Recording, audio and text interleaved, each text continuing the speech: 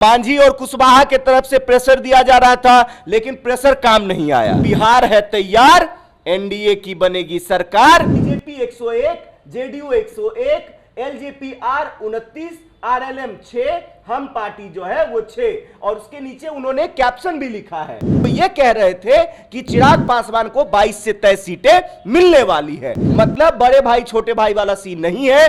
BJP JDU दोनों बराबर सीटों पे लड़ रही है, क्योंकि जो 3 नॉर्मल छोटे पार्टी थे उनमें से सबसे ज्यादा तरजीह किसको दिया गया है? चिराग पासवान को। चिराग हो गए मालामाल, बीजेपी और जदयू लड़ेगी बराबर की सीटों पर, और साथ ही साथ कुशवाहा और मांझी का नहीं चला जोर। ये चीजें हम क्यों कह रहे हैं, इन सभी तमाम चीजों पर जो है चर्चा करने के लिए आज हमारे साथ है हमारे सहयोगी राकेश जी। सर बताइए इन सब चीजों के बारे में आप क्या कहना चाहेंगे? बिल्कुल, देखिए स्वेच्छा, अभी थोड़ी देर पहले एनडीए के सीट शेयरिंग का फॉर्मूला सामने आ गया है। मतलब कि सीटों का बंटवारा हो गया है स्वेच्छा।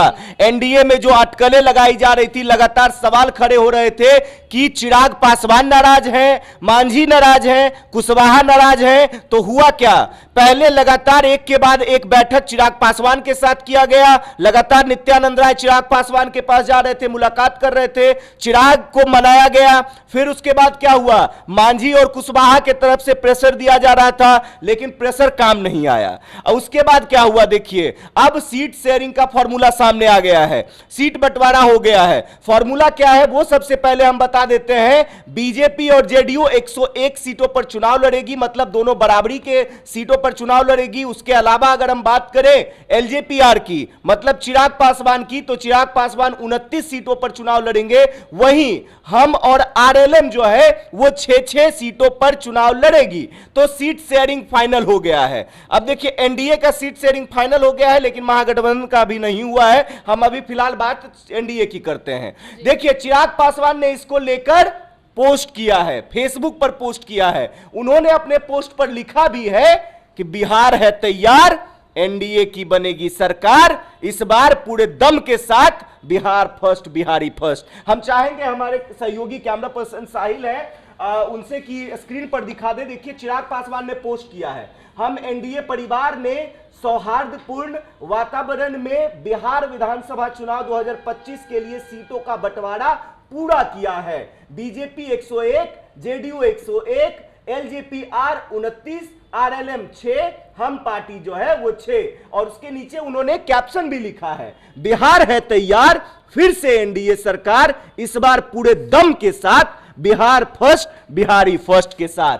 देखिए, पोस्ट उन्होंने किया है, बड़ा संदेश भी दे दिया है कि भाई बिहार पूर्णतः तैयार हो गया है, इस बार फिर से एनडीए की सरकार बनने जा रही है। और जो उनका सपना है बिहार फर्स्ट, बिहारी फर्स्ट का, वो इस बार दम के साथ दिखाई देगा, क्योंकि इस बार वो सरकार में होंगे, बिहार सरकार में होंगे। अभी तक तो केंद्र सरकार में सहयोगी थे, अब बिहार सरकार में भी सहयोगी हो जाएंगे। तो देखिए, चिराग पासवान मालामाल कैसे हो गए, उस पर चर्चा कर लेते हैं। चिराग पासवान को लेकर लगातार कयासें लगाई जा रही थी कि 20 से 25 के बीच में सीटें दी जाएंगी, और कई ऐसे चैनल, बड़े बड़े मीडिया घराना जो थे वो ये कह रहे थे कि चिराग पासवान को 22 से 23 सीटें मिलने वाली है। लेकिन हुआ क्या? देखिए, हम लगातार कह भी रहे थे, हमारे group editor Amit Jha sir लगातार खबरों के माध्यम से बता रहे थे, उनके सूत्र उनके विश्वसनीय सूत्र जो बता रहे थे कि चिराग पासवान को 29 सीटें मिलने जा रही है।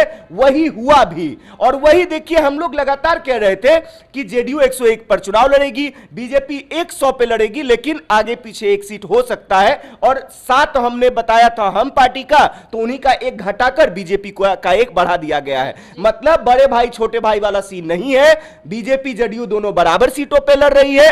एलजेपीआर जो है वो 29 पे लड़ रही है, 6-6 पे आरएलएम और हम लड़ रही है। मालामाल कैसे हुए? क्योंकि जो 3 नॉर्मल छोटे पार्टी थे उनमें से सबसे ज्यादा तरजीह किसको दिया गया है? चिराग पासवान को। चिराग पासवान के 5 सांसद थे, उस हिसाब से उनको 30 नहीं 29 सीटें दी गई हैं।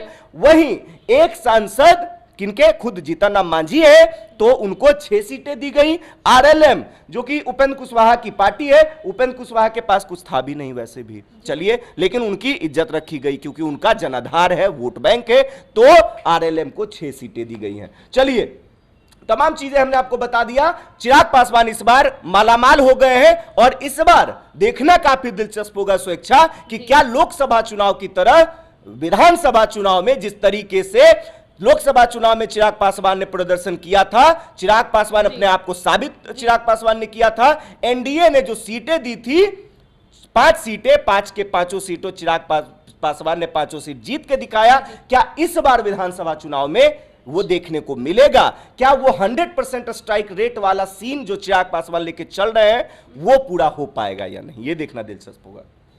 आज हमने चर्चा किया है चिराग पासवान, बीजेपी और जदयू और भी जो तमाम जो गठबंधन के जो राजनीतिक दल थे उनके बारे में, क्योंकि गठबंधन ने अपने सीट शेयरिंग का फॉर्मूला जो उसका ऐलान कर दिया है। फिलहाल के लिए इतना ही, बहुत बहुत शुक्रिया। मैं स्वेच्छा।